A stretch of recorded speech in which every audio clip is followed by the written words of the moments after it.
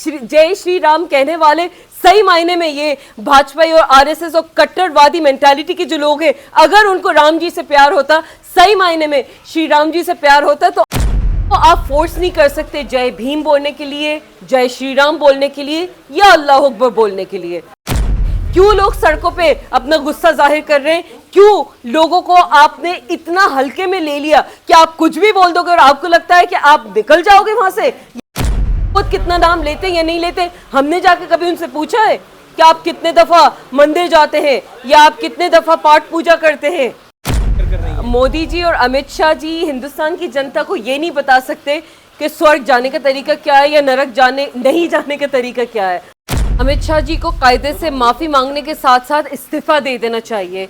जिस तरीके से फादर ऑफ द कॉन्स्टिट्यूशन बाबा साहब अंबेडकर जी का आप अपमान कर रहे हैं, जिस तरीके से आप पार्लियामेंट में इतना लूजली अंबेडकर अंबेडकर अंबेडकर कहने के बजाय भगवान का नाम जपते, इस तरह के आपके पार्लियामेंट्री लैंग्वेज है जो कि बहुत ही अनकॉन्स्टिट्यूशनल और अनपार्लियामेंट्री है। अगर आपको यही नहीं पता कि पार्लियामेंट में रहने का, बात करने का तरीका क्या होता है, अगर आपको ये नहीं पता कि किस बात से हिंदुस्तान की करोड़ों लोगों को, जनता का आप दिल दुखा सकते हैं, उस अमित शाह जी को संविधान के तहत जो बना हुआ पार्लियामेंट है उसमें रहने का कोई अधिकार नहीं है। और अगर आपसे इस्तीफा नहीं दिया जाता, जो कि ऑब्वियसली आप नहीं देंगे क्योंकि आपकी इतनी हाई मॉरल ग्राउंड ही नहीं है, कम से कम आपको लोगों से माफी मांगना चाहिए। अगर आप नहीं मांग रहे हो माफी, तो ये तो कोई इसमें हैरत अंगेज बात नहीं है, क्योंकि at the end of the day पिछले 10 साल से भारतीय जनता पार्टी, मोदी जी, अमित शाह जी जितना हिंदुस्तान वासियों के साथ गलत कर चुके हैं,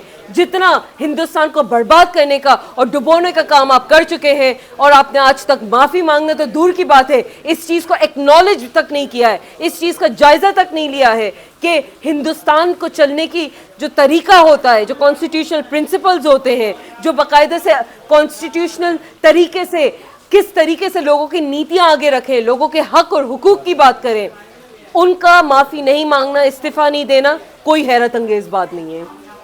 जय भीम की बात कर रही हैं, जय भीम कहाँ कोई बीजेपी वाला बोल रहा है? ठीक उसी प्रकार जैसे कोई मुसलमान जय श्री राम नहीं बोलते हैं। किसी को आप फोर्स नहीं कर सकते जय भीम बोलने के लिए, जय श्री राम बोलने के लिए या अल्लाह अकबर बोलने के लिए। हमारा संविधान हमें यह सिखाता है कि हम सारे के सारे उस सेक्युलर मुल्क का हिस्सा है जो रूल होता है एक सॉवरेन फेडरल स्ट्रक्चर के तहत, एक संविधान के तहत। संविधान में right to freedom of speech, freedom to practise your religion, freedom to propagate your religion, ये तमाम बाकायदा से कॉन्स्टिट्यूशनल आर्टिकल्स हैं। बहुत ज़्यादा आपको दूर भी नहीं पढ़ना है, कॉन्स्टिट्यूशन के, संविधान के कुछ शुरू के चंद अगर आप आर्टिकल्स पढ़ लें, डीपीएसपीज पढ़ लें, जो फंडामेंटल राइट्स है वो पढ़ ले, फंडामेंटल ड्यूटीज पढ़ ले। आपको जन्नत नहीं जाना है, स्वर्ग नहीं जाना है। देखिए, मेरा जन्नत अगर जाना है तो अल्लाह अकबर बोलिए, या हिंदू होंगे तो जय श्री राम बोलेंगे। क्या आप मोदी अम्बेडकर कर रही हैं? मोदी जी और अमित शाह जी हिंदुस्तान की जनता को ये नहीं बता सकते कि स्वर्ग जाने का तरीका क्या है या नरक जाने नहीं जाने का तरीका क्या है। अगर इतना उनको स्वर्ग और नरक की फिक्र होती तो वो खुद इतनी गैर जिम्मेदारी से, इतने असंवैधानिक तरीके से, इतने अनपार्लियामेंट्री लैंग्वेज यूज करके एक संविधान बनाने वाले का अपमान नहीं कर रहे होते। दूसरी बात ये कि अमित शाह जी को चाहिए कि वो संविधान के तहत, कॉन्स्टिट्यूशन के तहत पार्लियामेंट में लोगों के हक की और हुकूक की बातें करें, ना कि एक डिवाइड एंड रूल जिस तरीके से ब्रिटिशर्स करते थे वही तरीका आपने भी अपनाया हुआ है। जाएंगी जन्नत? मतलब मेरा जन्नत जाने नहीं जाने से अमित शाह जी का क्या लेना देना है? वो होते कौन है?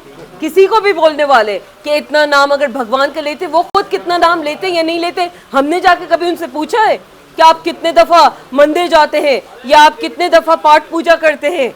या वो कहना है कि हमने अपमान नहीं किया, तोड़ मरोड़ कर जो है बातें पेश की गई हैं। बिल्कुल अपमान किया है। अगर उनको समझ ही नहीं आ रहा है कि उन्होंने अपमान नहीं किया है, तो ये तो बहुत ही ज्यादा मतलब हैरत अंगेज बात और अफसोस की बात है कि अमित शाह जी को अंदाजा ही नहीं है कि किस कदर उन्होंने हिंदुस्तान के दिल दुखाया है।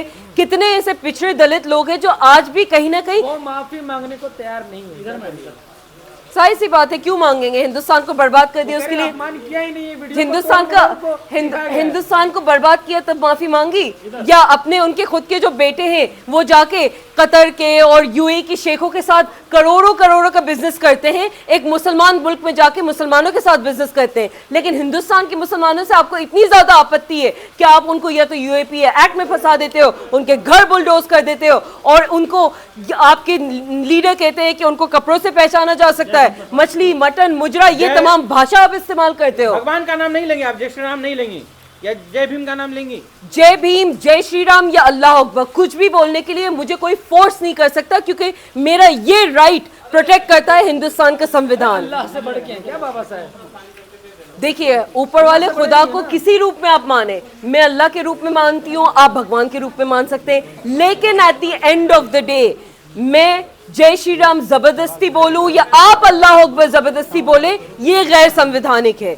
तो कहीं ना कहीं अगर आज का डिबेट इस चीज को साइड पे लेके कि आपने हिंदुस्तान के संविधान बनाने वाले डॉक्टर भीमराव बाबा साहब अंबेडकर जी का अपमान किया है, और उस पूरे का पूरे नैरेटिव को चेंज करके अगर आप ये साबित करना चाह रहे हो कि हमने पहली बात गलती नहीं करी, दूसरी बात नेहरू जी ने और कांग्रेस के टाइम पे अंबेडकर जी का अपमान होता था या उनको भारत रत्न नहीं दिया, या इस तमाम तरीके कुछ भी गलत नहीं बोला है, तोड़ मोड़ के पेश किया गया है उनके। तो क्यों लोगों के दिल इतने दुखे हुए, क्यों लोग सड़कों पे अपना गुस्सा जाहिर कर रहे हैं, क्यों लोगों को आपने इतना हल्के में ले लिया कि आप कुछ भी बोल दोगे और आपको लगता है कि आप निकल जाओगे वहां से, या आपको लगता है कि आप कुछ भी करके बचे रहोगे? ऐसा नहीं चलेगा हिंदुस्तान।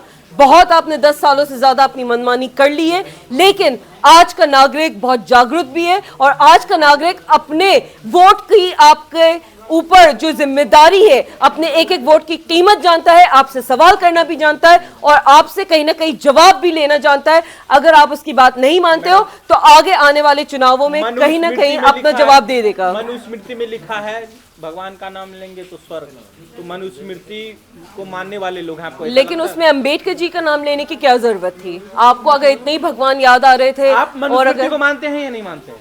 हम हिंदुस्तान के संविधान की इस वक्त बात कर रहे हैं, और संविधान को मेरा ख्याल से हर हिंदुस्तानी नागरिक मांगता जला है। देंगे मनुस्मृति। पहली बात, किसने कह दिया? ये आपके अल्फाज है, मेरे थोड़ी हैं, ये तो आप कह रहे हैं, हम थोड़ी कह रहे हैं। बीजेपी कांग्रेस वाले जला रहे हैं, बीएसपी वाले जला रहे हैं, सब जला रहे हैं। देखिए, कांग्रेस वाले, बीएसपी वाले या कोई भी पार्टी का अगर कोई गैर संवैधानिक चीज कर रहा है तो उसके साथ कोई भी खरा नहीं है, पहली बात।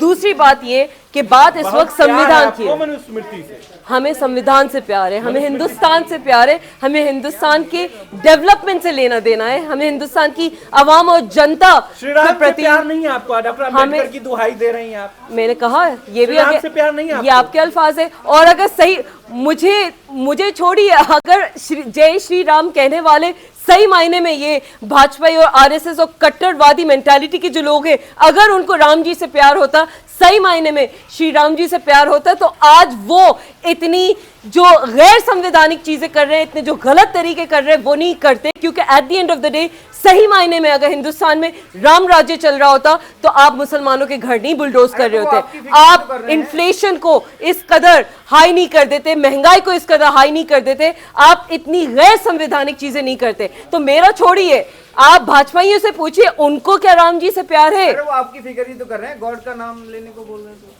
तो अच्छी बात है, वो नाम लीजिएगा, हम भी नाम लेते हैं। गॉड को हम जिस तरीके से मानते हैं, मैं अल्लाह के रूप में मानूं, आप राम जी के रूप में माने, कौन मना कर रहा है आपको? लेकिन आप संविधान का इंसल्ट नहीं कर सकते। आप भीमराव डॉक्टर बाबा साहब अंबेडकर जी का आप इंसल्ट नहीं कर सकते, संविधान बनाने वालों का आप इंसल्ट नहीं कर सकते। वही तो कह रहे हैं, हमने कोई कुछ ऐसा नहीं बोला है। तो यही तो गलत बात है उनकी कि उनको इंसल्ट ही नहीं समझ आ रही, उनको यही समझ नहीं आ रहा कि उन्होंने कितनी unconstitutional, unparliamentary, unrequired, unrequited language use करी है पार्लियामेंट में, जिसका कोई आज के टाइम से या आज के किसी मुद्दे से कोई लेना देना ही नहीं है। आप मुझे ये बताइए, अमित शाह जी को क्या आपत्ति है अगर लोग अंबेडकर उनके ही बयान के हिसाब से मैं कह रही हूँ करते हैं? फैशन बना रखा है। तो जिस तरीके से उन्होंने लोगों के दिलों में नफरत फैला के, मुसलमानों के घर बुलडोज करके, यूएपीए एक्ट लगा के, मुसलमानों को डरा के जो सो कॉल्ड फैशन बना रखा है, उसकी भी फिर बात कर लें। मणिपुर जो आज तक जल रहा है, जिसमें आज तक किसी को बात करने की कोई तौफीक नहीं अदा हुई, उसकी बात कर लें, या महिलाओं के साथ जितना अपमान होता है, चाहे वो पहलवान बेटियों के रूप में हो, चाहे शक्ल में हो, चाहे आप अपने ऐसे नेताओं को, ऐसे लोगों को जो इतनी नफरत भरी भाषा इस्तेमाल करते हैं, उनको आप न सिर्फ संवैधानिक पद दे देते हो, उनको बाकायदा से आप हाथों हाथ लेते हो, वो फैशन जो आपका बना हुआ है, उस फैशन की बात कर लें। संविधान की लिपि भी जलाई गई है यहीं जंतर मंतर पे, आपको अगर याद हो तो। अगर इस तरीके का कुछ हुआ है तो ऑब्वियसली वो भी गलत है, कौन उसको सही कह रहा है? At the end of the day संविधान के तहत ये मुल्क चलता है। और आप ये ना भूलें कि डॉक्टर भीमराव बाबा साहब अंबेडकर जी ने हिंदुस्तान के 100 से भी ज्यादा कॉन्स्टिट्यूशंस पढ़े थे, उनको पढ़ के एक हिंदुस्तान का कॉन्स्टिट्यूशन बनाया। सारे के सारे कॉन्स्टिट्यूशंस पढ़ के आपको जन्नत आपको नहीं जाना, जन्नत जाने का लिंक यहाँ पे कहाँ से आ रहा है, मुझे ये बता पार्लियामेंट नहीं जाना। दीजिए। मुझे पार्लियामेंट जरूर जाना है, पार्लियामेंट जन्नत पहुंचने का नहीं जो जाना। मौका है वो जरूर जाना है। जन्नत नहीं जाना है। क्यों नहीं जाना है? आपको नहीं जाना है ये क्या? मुद्दा बना रही हो आप। इसीलिए आप नहीं, मुद्दा बना आपको रही हैं। जन्नत नहीं जाना Constitution का है। इसीलिए मोदी आपको- जी अमित शाह जी को तो ऊपर वाले ही जाने कि इसीलिए आप जन्नत Constitution प्राप्त हो करना है। सकती है। नहीं, अरे अल्लाह का नाम लीजिए, अल्लाह ताला का, तो सीधा जन्नत जाएंगे। जी, ये बिल्कुल। Constitution करेंगे तो कुछ नहीं होगा। जी बिल्कुल, जी पार्लियामेंट जरूर बिल्कुल। चलिए। हम अल्लाह का नाम भी लेते हैं, जो हिंदू होता है वो राम जी का नाम भी लेता है, जो क्रिश्चियन होता है वो जीसस क्राइस्ट। इनफैक्ट हम ये क्रिसमस ईव पे ये बात कर रहे हैं, कल क्रिसमस है, तो आप लोगों के माध्यम से merry Christmas to everybody celebrating it. आप जिस जन्नत मजहब जाना से, है कि नहीं जाना है, मुझे तो भाई जाना है। मोदी जी अमित शाह जी को जाना है या नहीं ये नहीं जानते। फिर तो विरोध नहीं होना चाहिए किस चीज का विरोध नहीं होना कॉन्स्टिट्यूशन चाहिए? का। उनके जन्नत वाली भाषा पे विरोध नहीं हो, हमारा विरोध है बाबा साहब अंबेडकर जी का अपमान करने पे। तो वही तो कह रहे हैं कि भैया भगवान का नाम लीजिए, का ही अम्बेडकर वो लेते हैं, वो लीजिए नाम, वो होते कौन है हमें आपको बताने वाले? कह रहे हैं हम अपने मन से लेंगे नाम, हम अपने मन से लेंगे भगवान का 7 या अल्लाह का जन्मों नाम। का स्वर्ग है, वो 7 जन्मों का, तो इसीलिए 7 जन्मों का जिस जन्नत मिलेगा। जिस इंसान को हिंदुस्तान में जो बढ़ते हुए इतने सारे ऐसे इश्यूज हैं जिनकी सीमा भी क्रॉस हो चुकी है, जो इंसान अडानी जी के साथ मिलके इस मुल्क का हशर नशर कर चुका है, जो इंसान महंगाई से लेके बेरोजगारी से लेके किसी ऐसे मुद्दे पे बात नहीं करना चाहता, 10 सालों में हिंदुस्तान का लेवल कहां से कहां गिरा दिया है बीजेपी ने, मोदी जी अमित शाह जी ने, उस पे बात नहीं होती इनसे। आपको जन्नत नहीं जाना, आपको पार्लियामेंट नहीं जाना। हमें जन्नत भी जाना है, हमें पार्लियामेंट भी जाना है। दूसरे लोगों को नहीं जाने देना है, इसीलिए विरोध कर रहे हो अमित शाह जी का। मैं सिर्फ ये चाहती हूँ कि अमित शाह जी ये समझे कि उनके बयान से किस कदर लोगों को तकलीफ हुई है।